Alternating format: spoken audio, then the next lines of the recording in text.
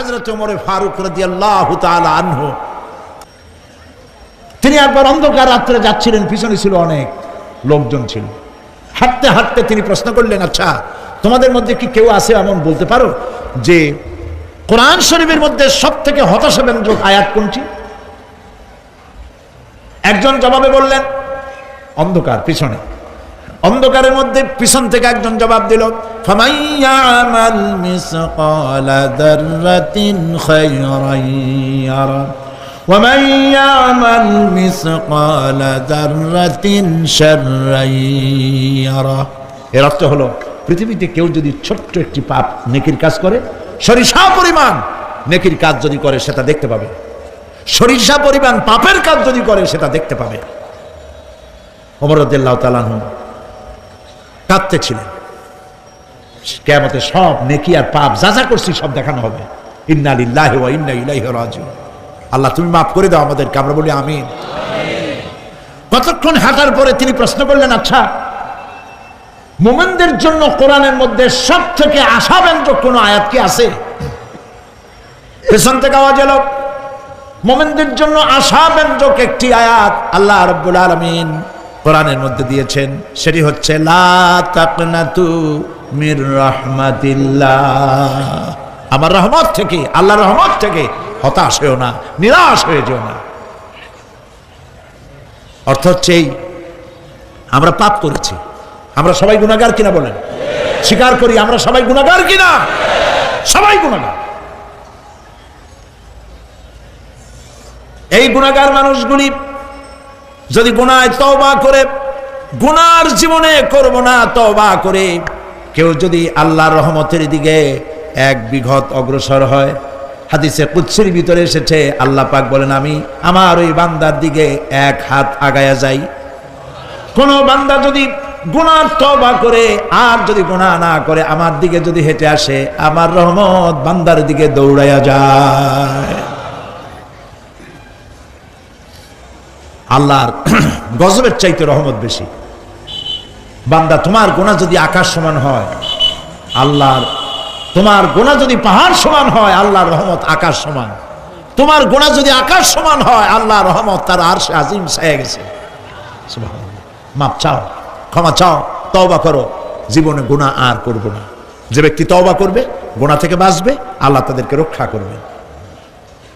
প্রিয় ভাইয়েরা, এই দুনিয়ার জিন্দেগিতে পৃথিবীর মহব্বতে আমরা পাগল হয়ে গেছি। সবাই শুধু টাকা টাকা, টাকা ছাড়া দুনিয়াটা ফাঁকা। দুনিয়া কা মজা লে লো, দুনিয়া তোমারি হ্যায়। খাও দাও ফুর্তি করো, দুনিয়াটা মস্ত বড়। এগুলি শয়তানদের কথা। কাদের কথা? শয়তানদের কথা। আল্লাহ বলেছেন কুলু ওয়া তামাত্তাউ, খা, জব্বার খাও, খা, খার ফুর্তি কর। মাতাউন কালিল সুম্মা মাওয়াহুম জাহান্নাম ওয়া বিসাল মাসির। সামান্য কয়েকদিনের জন্য দালান কোঠা বানাইয়া ফুর্তি কর, এরপরে জায়গা হবে জাহান্নামে। জায়গা হবে কোথায়? জাহান্নামে।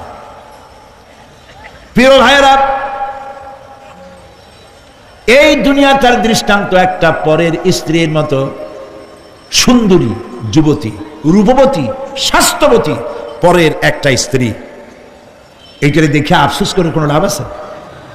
জবাব দেন, যারা কথা বোঝেন তারা জবাব দেন।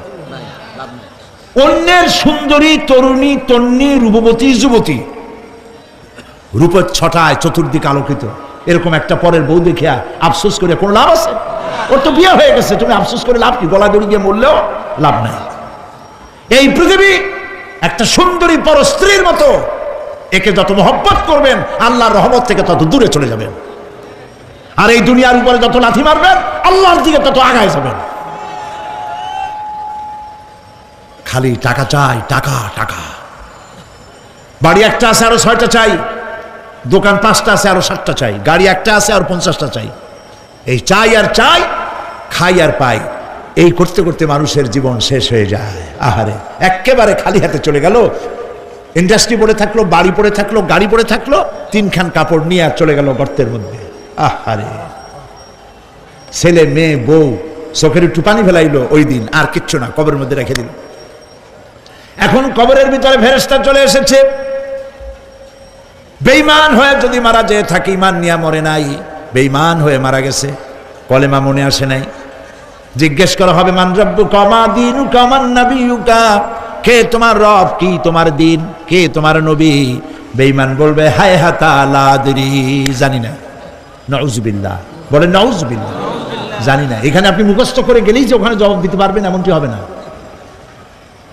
আমল করতে হবে, আমল তৈরি করতে হবে।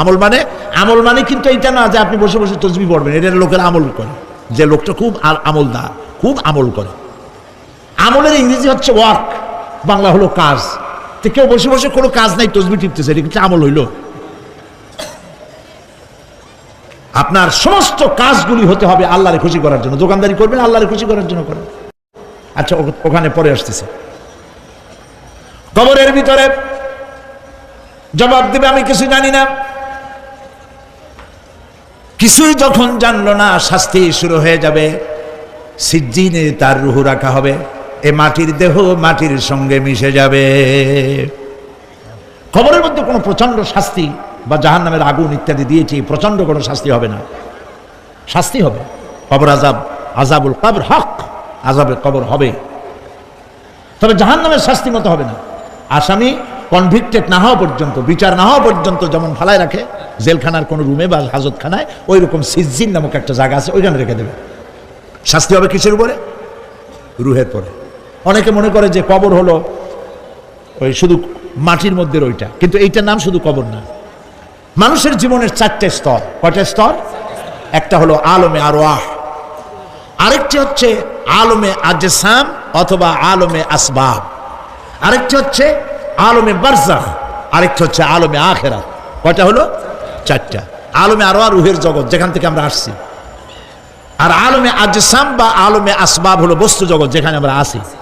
এরপরে মৃত্যু থেকে শুরু করে কিয়ামতের দিন পর্যন্ত যে সময়টা, এই সময়টার নাম হলো আলমে বারজাখ। বারজাখ শব্দের অর্থ হলো জবনিকা, পর্দা, স্ক্রিন, একটা পর্দার আড়ালে নিয়ে যাওয়া হবে। এরপরে হবে আলমে আখিরাত, যেখানে জবাবদিহির জন্য সকলকে উঠতে হবে। শাস্তি হবে রুহের উপরে। এখন আপনি বলবেন যে রুহের শাস্তি হয় কেমনে? রুহ তো দেখা যায় না। রুহ কি দেখা যায়?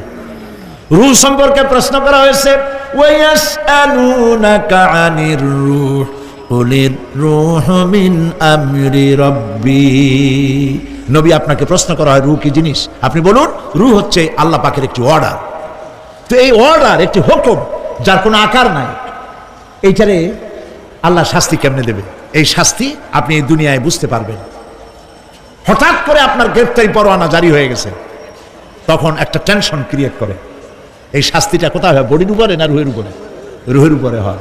ঘুমায় আছেন, স্বপ্নে দেখতেছেন বাঘে তাড়াইতেছে, বউ কাছে শোয়া, পুলিশে তাড়াইতেছে, বাঘে তাড়াইতেছে, সাপে তাড়াইতেছে, ঘেমে ভয়, আপনি ভয়তে ঘেমে হার্টবিট এত বাড়ছে, ঘুমের থেকে জেগে বউরে ধমকাচ্ছেন যে আমারে বাঘে তাড়াইলো, তুমি একেবারে নাক ডেকে জন্মের মতো ঘুমাইতেছ। বউ তো টেরই পায় নাই, ঠিক কিনা? এই যে বাঘে তাড়াইলো, পুলিশে তাড়াইলো, সাপে তাড়াইলো, ঘুমের মধ্যে কষ্টে ঘাম বেরিয়ে গেল, এই শাস্তিটা কিছুর উপরে হইল? রুহের উপরে। এটা আল্লাহ দেখাই দিলেন, মরার পরে এর থেকে মারাত্মক কঠিন শাস্তি রুহের উপরে হবে। তারপরে বডি বানানো হবে জাহান্নামে দেওয়ার জন্য। এগুলির ব্যাপারে আমি আলোচনা করেছিলাম চট্টগ্রামে এবছর, সূরা নাবার তাফসীর করেছিলাম। সূরা নাবা, আম্মা ইয়াতাসাআলুন, 5 দিন তাফসীর করেছি। 31 জন হিন্দু খ্রিস্টান মুসলমান হয়ে গেছে এবার চট্টগ্রামে। নবী করিম সাল্লাল্লাহু আলাইহি ওয়াসাল্লাম বলেছেন, কেউ যদি দুনিয়ায় বেঁচে থাকা অবস্থায় কিয়ামতের দৃশ্য দেখতে চায়, সেজন্য সূরা নাবা, সূরা আত-তাকবীর, সূরা নাজিআত, সূরা আল-ইনফিতার, এই সূরাগুলি যেন পড়ে, তাহলে দুনিয়ায় জীবিত থাকা অবস্থায় কিয়ামতের দৃশ্য দেখতে পারবে। ঈমানদার ব্যক্তি, যে ব্যক্তি মরার সময় মুখে উচ্চারণ করতে পেরেছে লা ইলাহা ইল্লাল্লাহু মুহাম্মাদুর রাসূলুল্লাহ, জোরে সরে পড়েন লা ইলাহা লা ইলাহা লা ইলাহা লা ইলাহা ইল্লাল্লাহু মুহাম্মাদুর রাসূলুল্লাহ। কালেমা পড়ে মারা গেল। এরপরে কবরের ভিতরে মুনকার নাকির ফেরেশতা এসে হাজির হয়ে যাবে, প্রশ্ন করবে মান রাব্বুকা, ইমানদার ব্যক্তি বলবে রব্বি আল্লাহ। বলেন রব্বি আল্লাহ। আমার রব কে? আল্লাহ না, আল্লাহ। মহব্বতের সাথে বলেন আল্লাহ। কেউ যদি হৃদয়ের গভীর কন্দর থেকে, কলিজার মধ্য দিয়ে, মনের মণিকোটা থেকে একবার যদি গভীর রাত্রে জেগে একবার যদি বলে আল্লাহ, আল্লাহ পাক 70 বার সাড়া দিয়ে জিজ্ঞেস করেন, বান্দা কি চাও বলো, আমি হাজির। কি মজার নাম আল্লাহ! এর থেকে মজার নাম পৃথিবীতে নাই। এই মজা বেশি পাবেন তাহাজ্জুদের সময়। সুবহানাল্লাহ বলেন। রাত জাগতে শিখুন, তাহাজ্জুদের নামাজের অভ্যাস করুন। সমস্ত নবীদের উপরে তাহাজ্জুদ পড়া বাধ্যতামূলক ছিল। গভীর রাত্রে সব ঘুমানো, আপনি জাগুন, উজু করুন, একটা রুমের মধ্যে একা চলে যান, দরজা বন্ধ করে দিন, তারপরে 6 রাকাত 8 রাকাত নামাজ পড়ে কান ধরিয়ে আল্লাহর কাছে বলতে থাকেন, আল্লাহ, আমি এই সমাজের একজন নগণ্য মানুষ, তুমি দয়া করে আমারে কত টাকা দিছো, পয়সা দিছো, আমার মতো বিদ্যা জানাওয়ালা লোকেরা রিক্সা চালায়, অফিসে চাকরি করে, খাইয়া বউরেও ভালো কাপড় দিতে পারে না, তুমি আমারে কই থেকে কই নিয়ে আসছো বাবু, তার আমি শুধু নাফরমানি করছি, গুনাহ করছি, মিথ্যা কথা বলছি, আল্লাহ তুমি আমারে মাফ করো। গভীর রাত্রে গুনগুন করে নিজের কানে ধরে অপরাধ স্বীকার করে কাঁদতে থাকেন আর ডাকতে থাকেন, ইয়া আল্লাহু ইয়া রহমানু ইয়া রহিমু ইয়া হাইয়ু ইয়া কাইয়ুম। পড়েন, ইয়া আল্লাহু ইয়া রহমানু ইয়া রহিমু ইয়া হাইয়ু ইয়া কাইয়ুম, ইয়া আল্লাহু ইয়া রহমানু ইয়া রহিমু ইয়া হাইয়ু ইয়া কাইয়ুম। চোখের পানি ফেলে। নবীজি বলেছেন, আল্লাহর ভয়েতে গুনাহ করেছিল, সেই লজ্জা করে, আল্লাহর ভয়েতে, জাহান্নামের ভয়েতে মানুষ যখন কান্দে, চোখের পানি নাকের অর্ধেক আসতে না আসতে আল্লাহ পাক তার মাফ করে দেন। আল্লাহ পাক, মা, বাচ্চা যদি কান্দে মা সইতে পারে? বলেন, মায়ের চাইতে আল্লাহর মহব্বত কম না বেশি? মহব্বতকে আল্লাহ পাক 100 ভাগ করেছেন, 1 ভাগ সারা বিশ্বের মাঝে ছড়িয়ে দিয়েছেন, আর 99 ভাগ আল্লাহ তার নিজের মধ্যে রাখছেন। 1টা ভাগ ছেড়ে দিলেন পৃথিবীতে, সেই ভাগের থেকে যেটুকুন মুরগি পেল, মুরগি তার বাচ্চা ঠেকাবার জন্য চিলের সাথে লড়াই করে, শিয়ালের সাথে লড়াই করে, গরু হাতির সাথে লড়াই করে, মানুষ তার সন্তানকে বাঁচাবার জন্য জীবনটাও দিয়ে দেয়। 1টা ভাগের যতটুকুন পেলাম, সেই মহব্বত যদি আমার এত তীব্র হয় স্ত্রীর জন্য, সন্তানের জন্য, তাহলে 99টা ভাগ মহব্বত যে আল্লাহর কাছে বান্দার জন্য, তার দয়া কত বেশি। এই জন্য কবরের ভিতরে প্রশ্ন হবে, কে তোমার রব? মুমিন ব্যক্তি বলবে রব্বি আল্লাহ, আমার রব আল্লাহ। ওয়ামা দীনুকা, তোমার দিন কি? বলবে দীনুনাল ইসলাম। ওয়ামান নবিয়ুকা, তোমার নবীকে? ওই লোক বলবে নবিয়ুনা মুহাম্মাদুর রাসূলুল্লাহ সাল্লাল্লাহু আলাইহি ওয়াসাল্লাম। হাদিস এসেছে, ওই সময় নবীজির চেহারা মোবারক দেখানো হবে, প্রশ্ন করা হবে, মা কুনতা তাকুলু ফি হাদার রাজুল, এই লোক সম্পর্কে তোমার ধারণা কি? লোকটি বলবে হাদা নবিয়ুনা মুহাম্মাদুর রাসূলুল্লাহ সাল্লাল্লাহু আলাইহি ওয়াসাল্লাম, ইনি তো আল্লাহর রাসূল, আমার নবী। সঙ্গে সঙ্গে গায়েব থেকে আওয়াজ হবে, ফাফরিশু বিল জান্নাতি ওয়ালবিসু বিল জান্নাহ। আমার ফেরেশতারা আমার বান্দার জন্য জান্নাতের বিছানা কবরের মধ্যে বিছায় দাও, আর আমার বান্দাকে জান্নাতের পোশাক পরায় দাও। জান্নাতের পোশাক পরায় দাও, জান্নাতের বিছানা বিছায় দাও, আর তার কবরটাকে প্রশস্ত করো, ইলা মাদ্দা বাসারা, যদ্দূর তার চোখের দৃষ্টি যায় অদ্দূর বড় বানায় দাও কবর। ফেরেশতারা বলবেন, নোম কা নাউমুল উরুস, দুলামিয়া যেমন বাসর সজ্জায় বউ নিয়ে ঘুমায়, তুমি আরামে ঘুমায় থাকো, ইলা ইয়াউমিল কিয়ামা। ভাই সাহেব, এই পৃথিবীর সব ফাঁকিবাজি, মোহ, সব মোহ, স্ত্রী, পুত্র, পরিজন, মাল, ধন, কিচ্ছু না, কোনো দাম নাই। আল্লাহকে ভয় করুন, আল্লাহকে ভয় করে চলুন। ভয় তো করতে পারলাম না, এত বড় একটা রমজান মাস চলে গেল, রোজা আসছিল তাকওয়া সৃষ্টি করার জন্য, সারা জীবন রোজা রাখলাম, মুত্তাকি হইতে পারলাম না। এটা ঠিক কিনা বলুন? সারা জীবন রোজা রাখলাম, মুত্তাকি হইতে পারি নাই। এখনো মিথ্যা কথা বলি, ওজনে কম দেই, খাদ্যে ভেজাল দেই। কথা ঠিক কিনা? মিথ্যা কথা বলতেছেন। মিথ্যা কথা বলা কবিরা গুনাহ, মিথ্যা কথা বলা সমস্ত গুনার মা। কথায় কথায় মিথ্যা বলা হচ্ছে। দোকানদারি করতেছেন, কষ্ট করে মাল কিনছেন, লাভের জন্যই তো কিনছেন, মিথ্যা কন কেন? ওজনে কম দিচ্ছেন, ভেজাল দিতেছেন, ভেজাল দিয়া কম দিয়া কয় টাকা উপার্জন করবেন? আর কতগুলি খাইতে পারবেন আপনি? চাউলের মধ্যে তুষ দিলেন, কুড়া দিলেন, পাথর দিলেন। আহারে মুসলমান, কি কপাল পোড়া! ওজন দিতে গিয়া একটু খিস দিয়া ধরে যেদিকে পাথরটা, আর মালটা যেদিকে সেদিক টেটু নিচু করে দেয়। যে কেনে সে মনে করে মাশাআল্লাহ, লোকটা তো খুব ভালো, আমার তো বেশি দিছে। কিন্তু বাড়ি যায় দেখবেন আপনারা 14 গ্রাম কম দিয়েছে। ও 14 গ্রাম তো যায় না, এখন তো গ্রাম বলে। আগে তো আমরা ছটাক মটক বলছি, এখন গ্রাম বলে সুবিধার জন্য। এগুলি কি আমি বানায় বলতেছি না? কথা ঠিক। লাভটা কি? কি লাভ? জমিনের আইল ঠেলতেছেন, পরের জমিন দখল করতেছেন, বোনেরে ঠকাইছেন, ভাইরে ঠকাইছেন, ভাইয়ের সম্পত্তি ফেরত দেন নাই। আহা, এই যে দুরবস্থার সৃষ্টি হলো, আমলের পরিবর্তন হলো না। মসজিদ বানাইছি সব দালান, মসজিদগুলি সব বিল্ডিং হয়ে গেছে। নবী করিম সাল্লাল্লাহু আলাইহি ওয়াসাল্লাম বলেছেন, মাসাজিদুহুম আমিরাতুন ওয়া হিয়া খারাবুম মিনাল হুদা।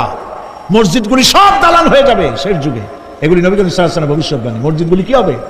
সব বিল্ডিং হয়ে যাবে। ওয়া হিয়া খারাবুম মিনাল হুদা, হেদায়েত থেকে খালি হয়ে যাবে। হেদায়েত নাই, খালি মসজিদ, building, tiles, mosaic, air condition সব আছে, হেদায়েত নেই। মসজিদ আটকানতেছে, আমার সেই নামাজি কই?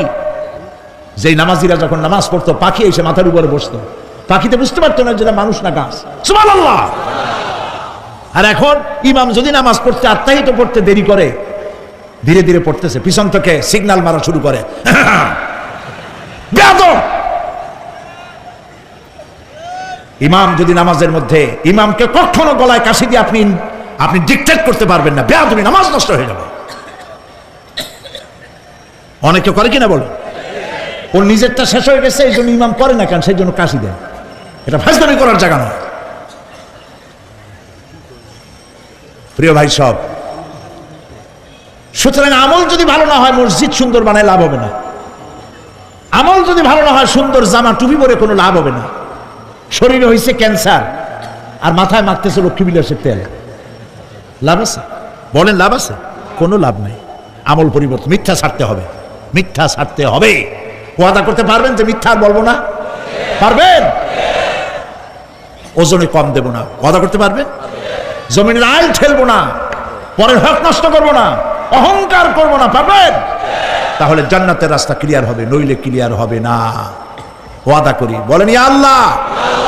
দুই হাত উঁচু করেন, বলেন ইয়া আল্লাহ, তোমার পবিত্র নামে কসম করি, ওয়াদা করি, যতদিন পর্যন্ত মালাকুল মউত আমার মাথার কাছে না আসতেছে, ফরজ নামাজ, ফরজ রোজা ছেড়ে দেব না।